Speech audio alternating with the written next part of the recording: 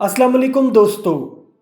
Australia کی رہنے والی ایک ایسی عورت جس نے اپنے بوائے فرینڈ سے لڑائی کے بعد اس کو ذبح کر کے اس کی لاش کے ٹکڑے ٹکڑے کر دیے اور اس کے سر کو بھی پکا کر سبزیوں کے ساتھ کھانے کی پلیٹ کی زینت بنایا، اور آسٹریلیا کی وہ واحد عورت بن گئی جس کو آسٹریلین کورٹ نے بغیر کسی پے رول کے عمر قید سنائی۔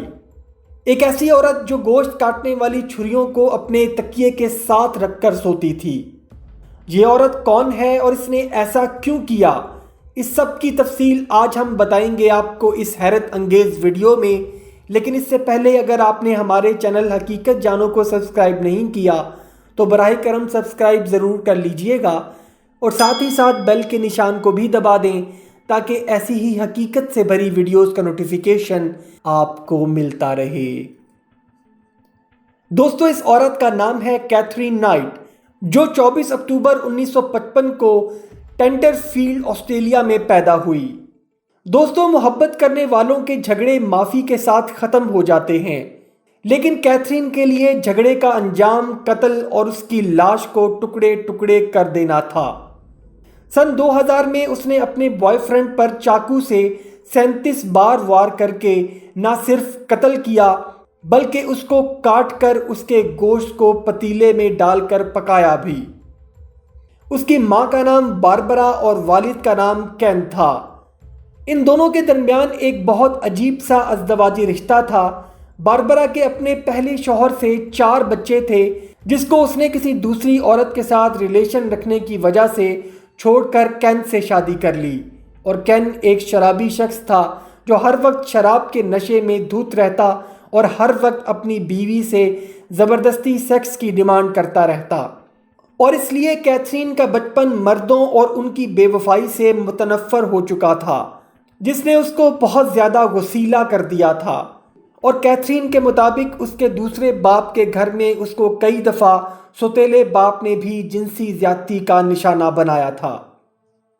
دوستو، اسکول میں بھی کیتھرین ایک بدمعاش کے طور پر مشہور تھی، اور اسکول کے بچوں کو مارنا پیٹنا اس کا روز کا معمول تھا، اور جب وہ اسکول سے نکلی تو اس نے ایک بچر ہاؤس میں جانوروں کے اندرونی اعضاء کو کاٹنے کی جاب حاصل کر لی، جس کو وہ بہت پسند کرتی تھی۔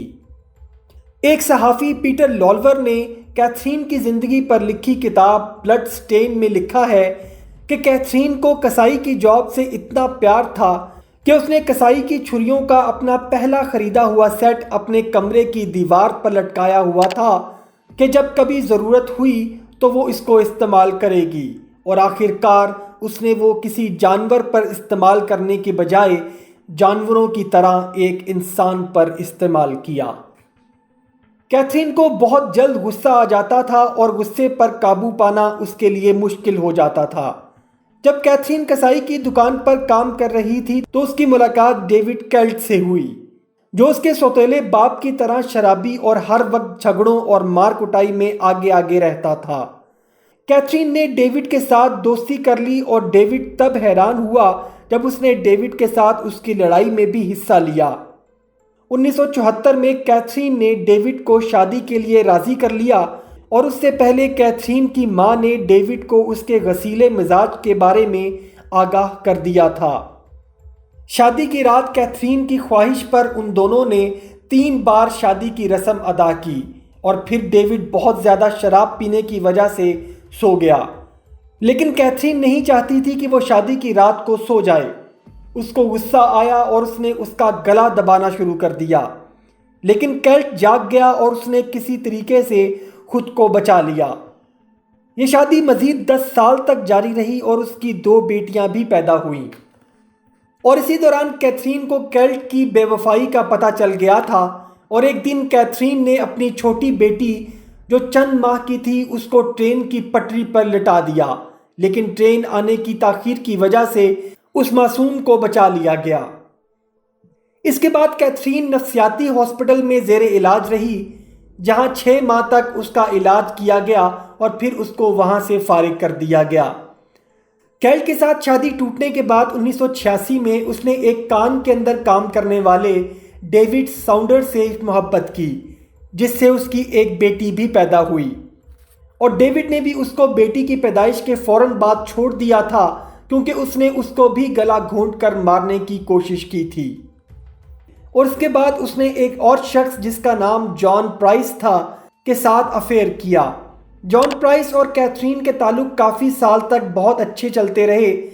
جان پرائس کے اپنی پہلی بیوی سے 2 بیٹے بھی تھے جو اب کیتھرین کے ساتھ ہی رہتے تھے۔ حالات بہت اچھے تھے اور اس کے درمیان کبھی بھی کسی قسم کی کوئی لڑائی نہیں ہوتی تھی۔ لیکن جب کیتھرین نے جان پرائس کو شادی کے لیے بولا تو جان نے شادی کرنے سے انکار کر دیا، جس پر کیتھرین غصے میں لال پیلی ہو کر پرتشدد ہو گئی۔ فروری 2000 میں دونوں کے مابین جھگڑا ہوا اور کیتھرین نے ایک بڑے چاقو کو اس کے پیٹ میں گھونپنے کی کوشش کی، لیکن جان بچ گیا۔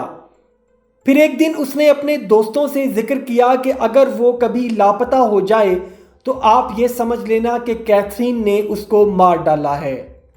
اور پھر 29 فروری کی رات کو جان دفتر سے گھر واپس آیا اور اس کے کچھ ہی ٹائم کے بعد کیتھرین بھی کام سے واپس آ گئی۔